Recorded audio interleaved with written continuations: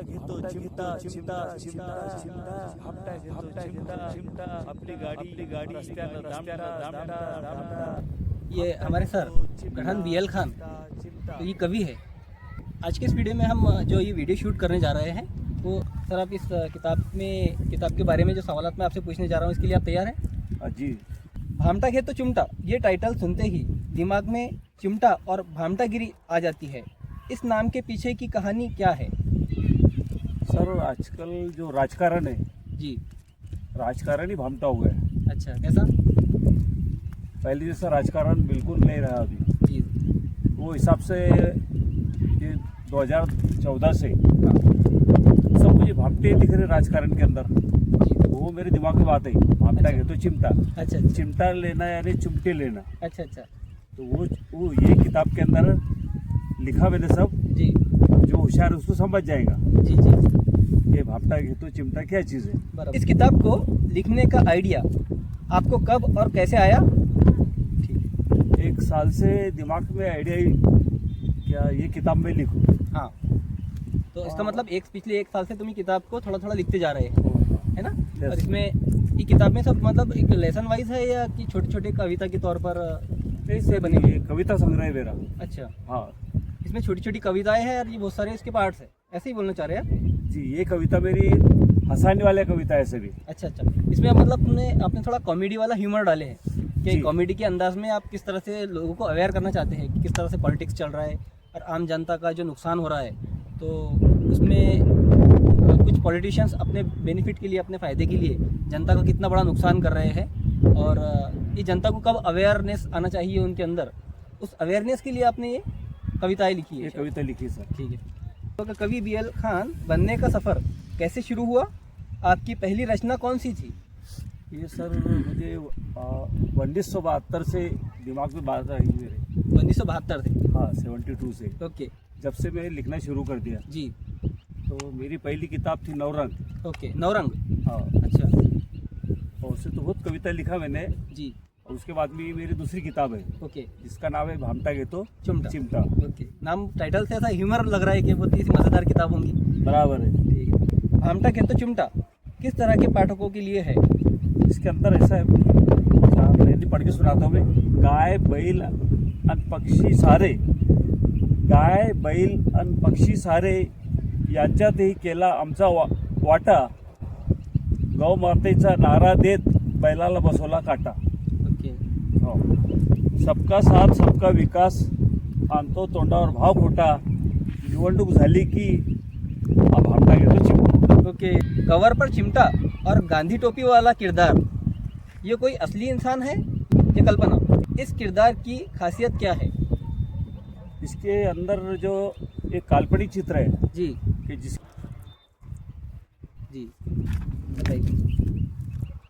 इसके हाथ में है चिमटा। चिमटा। जी, चिमटा का मतलब होता चिमटी लेना। चिमटी लेना। अच्छा अच्छा, भामटा घेतो चिमटा। अच्छा, अच्छा। मराठी में उसको बोलते हैं भामटा घेऊन राहिला चिमटा। अच्छा अच्छा, उसके अंदर मुझे 4 लाइनें याद आई। हाँ, हा देश मोठा थोर आहे, जी हा देश मोठा थोर आहे, जो भेटतो तो चोर आहे। जी, हा देश मोठा थोर आहे, जो भेटतो तो चोर आहे, माझ्यावर पण विश्वास ठेवू नका, जी, मी पण हरामखोर आहे। हो हो, क्या बात है। लिंबाच्या झाडाला साखरे टाकून कधी गोड फळे येणार नाही, जी, या पिसाळलेल्या नागाला किती दूध पाजा डसल्याशिवाय राहणार नहीं। नाही। पुढचा विचार। ये लिखते समय आपके साथ कोई ऐसी घटना हुई जो आपको आज भी याद है और किताब में भी झलकता है?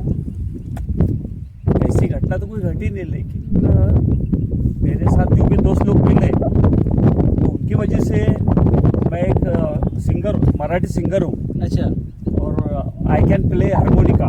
ओके, हारमोनियम बजाते हो? हाँ, तो जी उनका देख देख कर मेरे दिमाग में ये बात आ गई जब से मैं कविता लिखने लग गया। जी। आजकल के समय में व्यंग हास्य लिखना कितना मुश्किल है? लोगों को हंसाना आसान है या रुलाना? सर रुलाते तो किसको भी आता, जी रुलाने वाले तो 99 लोग मिलेंगे, जी लेकिन हंसाने वाला नहीं मिलता। जी, बहुत लेकिन कम। मैं ऐसा एक पोएट हूँ, जी, हर किसी को हंसाता हूँ। ओके। तो सर वो रोल अदा करते हैं कि इससे लोगों को हंसी आए, लोगों का मूड फ्रेश रहे। ठीक, बहुत अच्छी बात है ये अपने आप में। तो सर हमने ये सुना है कि आपने एक सीरियल में काम किया है, जी सर, मराठी सीरियल थी मैंने जो सीरियल में काम किया उसका नाम था ताक दिनाधीन, ताक दिनादी। ताक दिनाधीन धा। ओके, ये नाम सुना हुआ है, दूरदर्शन पर आता था। दूरदर्शन, मराठी दूरदर्शन का चैनल था, उसमें जी जी ये प्रोग्राम आता था। जी तो मेरे साथ जो कलाकार थे आदेश बांदेकर, जी जी उन्होंने मेरा सिलेक्शन किए थे। जी। मुझे इसके अंदर गानों के मुखड़े बोलना पड़ते थे बस। ओके ओके, बहुत बड़ी बात जिसको है। हम मराठी में भेड़िया बोलते हैं, अच्छा अंताक्षरी बोलते हैं इसको। अच्छा, अंताक्षरी। अच्छा अच्छा, अंताक्षरी बोल सकते हैं। एक मराठी प्रोग्राम था हम्म, लोकनाट्य। लोकनाट्य। हाँ, तो उसके अंदर भी मैं एक रोल करता था जी हंसराने का। जी उसको मौसी का रोल बोलते थे। जी जी, मौसी करो। हाँ, कुछ 5-6 महीने गया था मैं जरा, बराबर। वो अच्छा लगा मुझे। फिर बाद में मुझे इधर टीचर की नौकरी मिल गई, हाँ हाँ, फिर मैंने छोड़ दिया वो। बराबर, नहीं तो मुझे हंसाने का ही काम था पहले। सही। जो लोग आपकी किताब खरीदेंगे उनसे आप क्या उम्मीद रखते हैं, पढ़ने के बाद उन्हें क्या लेकर जाना चाहिए? सर मैं तो ये उम्मीद करता हूँ कि हर किसी ने एक किताब खरीदने की, पढ़ने की, चाहे मीडियम कोई भी हो। जी मैं तो उर्दू नहीं लिख सकता, जी तो लोगों ने मराठी कविता पढ़ना चाहिए, जिसका नाम है भामटा घेतो चिमटा। और वैसे भी हम महाराष्ट्र में रहते हैं तो हमें मराठी थोड़ा बहुत समझना तो आना चाहिए, बोलते आना चाहिए। सर ये बात बहुत ज़रूरत है, जी हर किसी को मराठी बोलते आना चाहिए। जी, तो हम सपोर्ट करते हैं कि मराठी भी सीखो। मराठी से बराबर। जी, तो नवा क्वेश्चन मेरा यही सर थे कि आगे की प्लानिंग क्या है सर, अगली किताब किस विषय पर होगी? सर अभी मैं जल्दी से जल्दी मराठी किताब एक लिखने जा रहा हूँ, जिसका नाम है पखालीचा हेला। पखालीचा हेला। पखालीचा हेला, वो किताब पढ़ते से तुमको बहुत खुशी होंगी। जी, हर कोई उसका नाम सुनते से हंसने लगे हैं। बहुत ही अलग नाम दिख रहा है, मतलब क्या, मतलब क्या होता है इसका? ये एक अंधश्रद्धा का विषय है, जी, वो पढ़ने के बाद ही समझेगा। अच्छा, पखालीचा हेला, अब अभी डिस्क्लोज नहीं करना चाह रहे? आजकल जो राजकारण आहे पखाली के हेले जैसे होगा, अच्छा, रातभर दळलं पीठ कुत्र्यानं खाल्लं, मीनी त्यातली कडी लावा। ये क्या चीज़ है?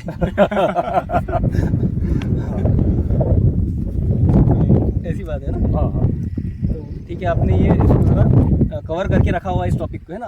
टाइटल तो बता दिया आपने, लेकिन हाँ। किताब पढ़ने के बाद हमें पता चलेगा कि अंदर क्या है उसका कंटेंट। जी जी।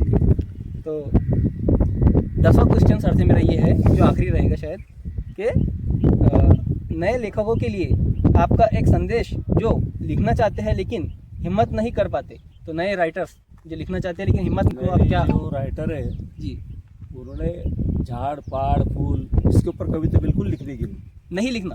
अगर लिखना है तो खुली खुली लिखो, जी जी डरने का नहीं। जी।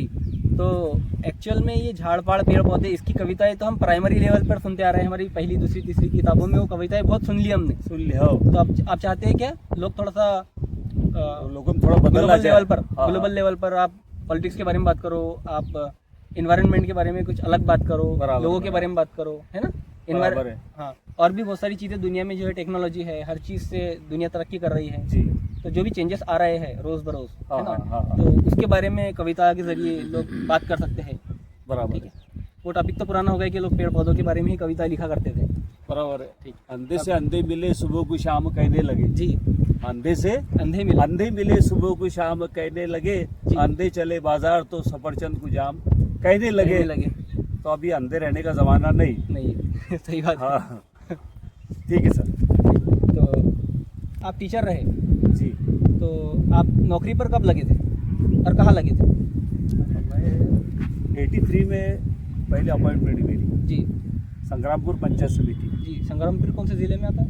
ये संग्रामपुर तालुका है बुलंद जिले का। बुल्ढाना जिले का तालुका। अच्छा, मुझे पहला नौकरी का गांव था मेरा बावनबीर। बावनबीर। जी, जी, प्राइमरी लेवल पे पढ़ाया सर बच्चे। पहली से 5वीं। हाँ, जी, कितने साल आपने नौकरी की है वहाँ पर? मैंने वहाँ 4 महीने किया वहाँ से। अच्छा, फिर आपका ट्रांसफ़र हुआ? वहाँ से मेरा ट्रांसफर बुल्ढाना पंचायत समिति हुआ। जी, फिर उसके बाद में आप कहाँ गए? फिर वहाँ से मैं अम्बोड़ा गया। अम्बोड़ा गए। अम्बोड़े अच्छा। में 20 साल रहा मैं। जी, अच्छा, वहाँ अम्बोड़े में 20 साल रहे आप। 20 साल रहा मैं। उसके बाद में? उसके बाद में फिर मेरी ट्रांसफर हो गई सर। जी, खामगांव पंचायत समिति में उधर मुझे आपका गोतमारा गाँव मिला, बहुत मारा। वहाँ पर मैं 8-10 साल रहा सर। जी, उसके बाद में? वहाँ पर उनकी भाषा अलग, मेरी भाषा अलग, वो अलग बोलते थे, मैं अलग बोलता था। अच्छा। फिर जावत छ, फिर काम करत छ, अच्छा, तार नाम फिर छ। बराबर है। तो फिर मुझे बंजारा भाषा भी सीखना पड़ी सर। तो बहुत मारा के बाद में आपने वहाँ पर कौन सी लैंग्वेज सीखी बोल रहे हैं? उधर मैं जहाँ भी गया वो लोगों की लैंग्वेज सीखते गया। ओके, बंजारा लैंग्वेज सीखी आपने? यहाँ पर भी जो मुझे सराउंडिंग मिला हम्म। तो वो सब मैं सीखते गया। आपका अलग अलग जगह ट्रांसफर होता गया उस तरह में? अलग अलग वहाँ की लैंग्वेज आप सीखते गए जो एरिया में आप उधर गया मैं, तो फिर हारमोनियम सीख लिया मैंने। हारमोनियम भी वहीं सीखी आपने? हाँ। उसके बाद में आपका ट्रांसफर कहाँ हुआ? लास्ट स्कूल हुई छः जना वो वाली गोतमारा। गोतमारा, ओके। उसके बाद में आपने गोतमारा लास्ट स्कूल थी आपकी? लास्ट उसके बाद में आपका रिटायरमेंट हुआ? रिटायरमेंट हो रिटायरमेंट कब हुआ आपका? मेरा रिटायरमेंट होगा सर 14 में। 2014 में हुआ आपका जी। जब से ये सरकार है हाँ, तो मेरी ये सरकार चली गई थी इधर के आगे का। अच्छा। सही। और अभी आपकी मसरूफियत क्या है? अभी आप क्या करते हैं? आप कविता लिखते हैं? इसका मतलब यही है कि आप किताबें वगैरह लिख रहे हैं, कविताएं लिखते रहते हैं, आपका फेसबुक पर कंटेंट आप शेअर होता है? चलता चलता मला असं म्हणायचं, हां लिंबाच्या झाडाला साखऱ्या टाकून हां, कधी गोड फळे येणार नाही. ओके. लिंबाच्या झाडाला साखऱ्या टाकून कधी गोड फळे येणार नाही. हां, पिसाळलेल्या नागिनीला किती दूध पाजाट असल्याशिवाय राहणार नहीं, नाही. क्या बात है। ठीक है सर, ठीक अब यहाँ पर रुकते हैं अपन? ठीक आहे. My native place is Tandulwadi. ठीक है, चलो।